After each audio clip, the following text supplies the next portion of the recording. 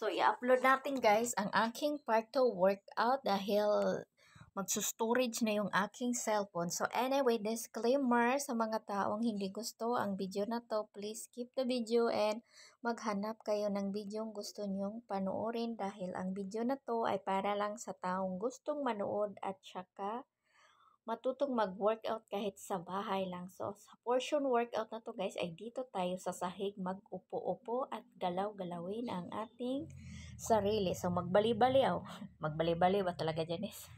So, lubag-lubagin natin yung ating katawan para mag-inat-inat yung ating mga muscles ba?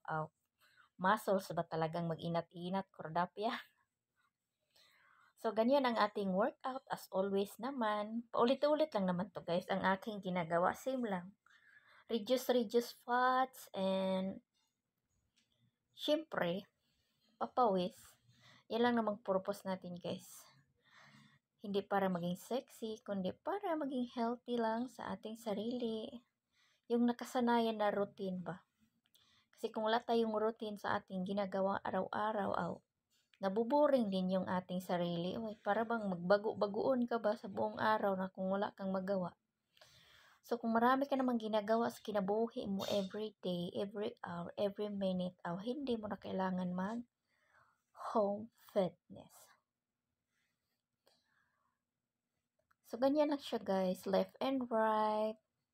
Siyempre, maghinga-hinga ka din guys. Baka maputulan ka ng hininga ba dyan? Sisihin mo pa ako. Tsari. Counting is the key. 1 minute or 30 counting. Kasi pag sumubra naman guys, mag 2 minutes, nakakahingal na talaga guys. Oy. So, ganyan lang. Practice. So, huwag nyo tong gayahin ng aking ginagawa guys ha. Kasi hindi tayo pareho ng ng katawan ba. Baka gagayahin nyo yung aking ginagawa tapos maliligto yung hawak ninyo ba. Be careful. That's why I always say yung disclaimer kasi ayoko ding ma-hurt kayo guys. Mostly the girls. Kailangan nyo talagang stretching bago kayo mag-workout para mag-inat-inat muna yung mga muscles nyo guys bago kayo mag-enter sa inyong workout. Pero nasa inyo naman yan guys, mag-workout kayo or hindi. Kasi sa akin, paulit-ulit lang naman, ganyan lang naman ginagawa ko guys. Wala namang nabago. So, okay lang yung magdupa-dupa ako dyan, no? Kasi maputi naman yung aking kilikili. Siyempre, alagang kalamansi yan. Charing. Sinishare ko naman yan sa inyo kung anong nilalagay ko dyan sa kilikili ko para pumuti. Minsan, once a month, naglalagay ako ng kalamansi sa aking kilikili. Kasi hindi naman ako gumagamit ng mga, unlike mga deodorant na pinapahid-pahid ba sa ating kilikili ba? Hindi talaga ako gumagamit yan. Oy. Hindi yan magasto si Cordapia sa sarili niya.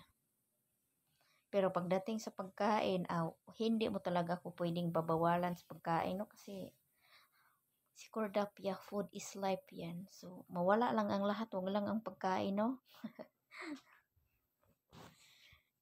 Nakakagutom kaya guys, pag walang kain buong araw, puro lang tubig, magbururot talaga yung tiyan mo, basta tubig lang ng tubig.